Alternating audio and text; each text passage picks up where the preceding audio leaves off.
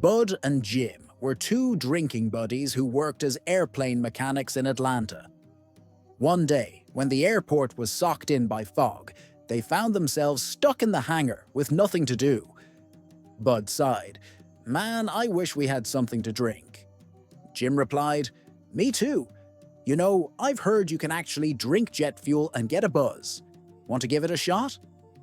So they poured themselves a couple of glasses of high-octane hooch and got completely wasted. The next morning, Bud woke up feeling surprisingly good. No hangover, no bad side effects, nothing.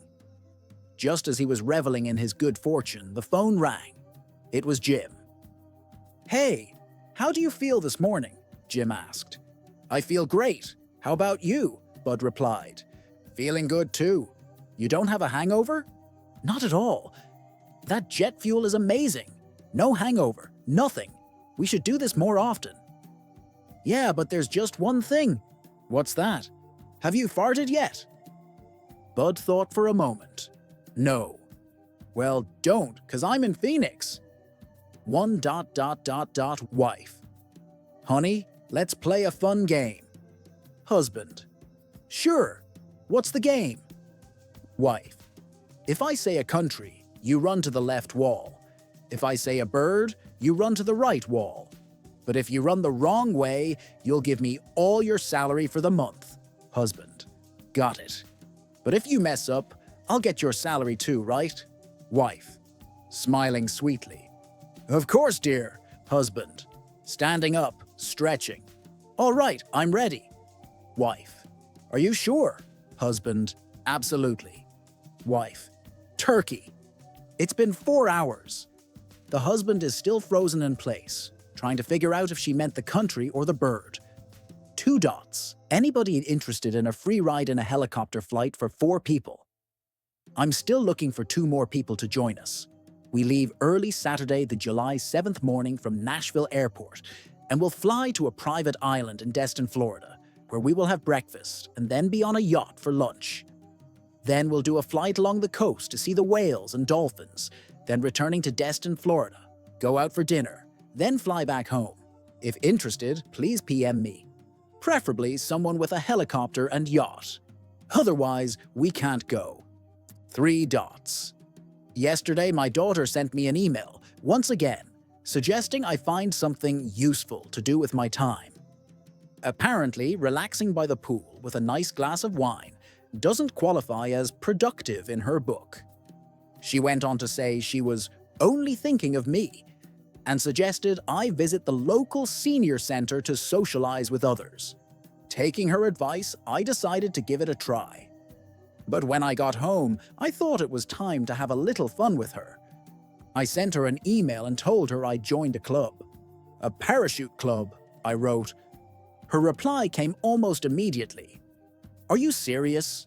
You're 73 years old, and now you're jumping out of airplanes?" I replied back, attaching a photo of my new membership card. Moments later, she called, clearly alarmed. "Dad, this can't be real. Are you actually planning to jump?"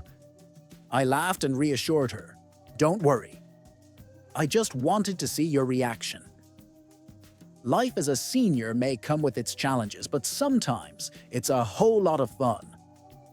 Nangur, 2 old men are sitting in a bar. One of them looks at the other and says, "You look familiar. Where are you from?" The second old man replies, "Ireland." The first old man looks astonished and says, "No way, I'm from Ireland myself.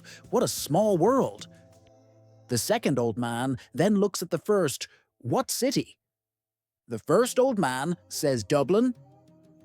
The second old man looks astonished. "No way, I'm from Dublin myself. What a small world." The first man looks at the second old man. "What school you go to?" The second old man replies, "St. Mary's class of '89. The first old man is absolutely baffled.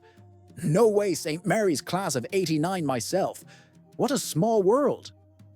At this point, another man comes into the bar and says to the bartender, "Hey Joe, anything interesting going on?" The bartender says, Not really, but the Murphy twins are drunk again. A young New York woman was so depressed that she decided to end her life by throwing herself into the ocean. But just before she could throw herself from the docks, a handsome young man stopped her. "You have so much to live for," said the man. "I'm a sailor, and we are off to Italy tomorrow. I can stow you away on my ship. I'll take care of you, bring you food every day, and keep you happy." With nothing to lose, combined with the fact that she had always wanted to go to Italy, the woman accepted.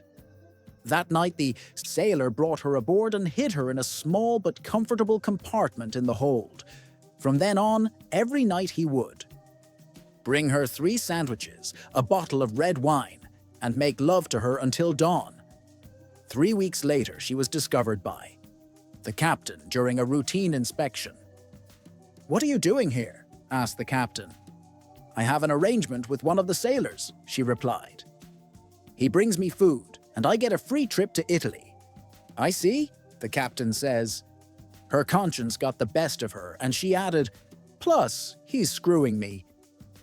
"He certainly is," replied the captain. "This is the Staten Island ferry." Our 2 elderly gentlemen, one 80 and the other 87, were sitting on a park bench one sunny morning.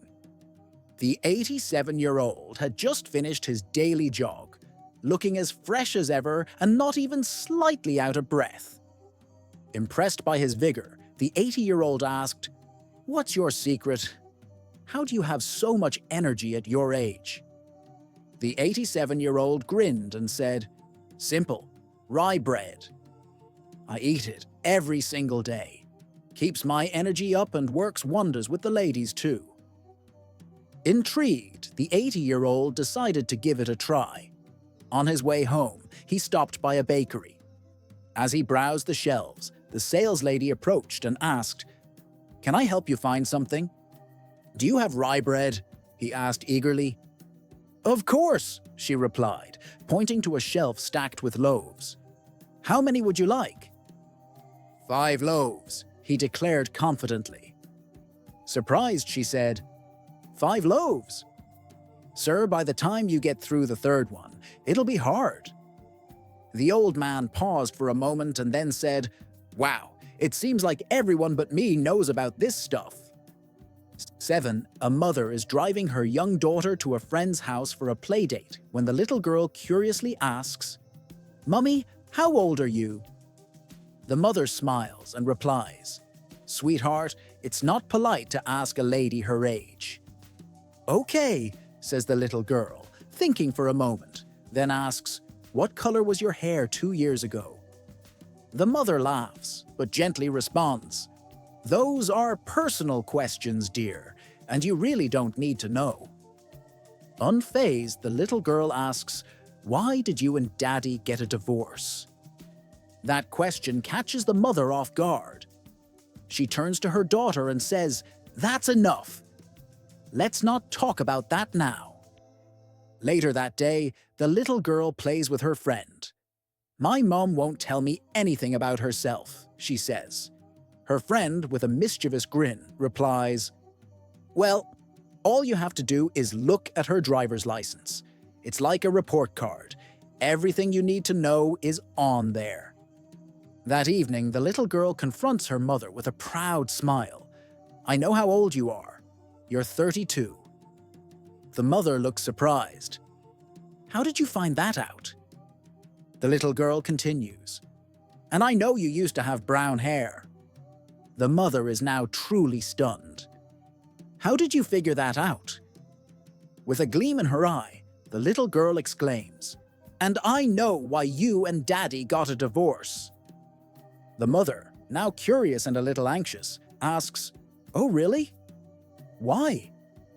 The little girl looks up confidently and says, "Because your driver's license says you got an F in driving." Yet a senior citizen drove his brand new Corvette convertible straight out of the dealership. As soon as he hit the open road, he floored it to 80 miles per hour, feeling the wind rush through what little gray hair he had left. "This is amazing," he thought. pushing the pedal even further as he zoomed down a 94. Before long, he glanced in the rearview mirror and spotted a state trooper right behind him, lights flashing and sirens blaring. Instead of slowing down, he floored it even more. 100 miles per hour, 110, 120. Then suddenly, reality kicked in. What am I doing? I'm too old for this. With a sigh, he pulled over and waited for the trooper. The trooper pulled in behind him, walked up to the Corvette, glanced at his watch and said, "Sir, my shift ends in 30 minutes, and it's Friday.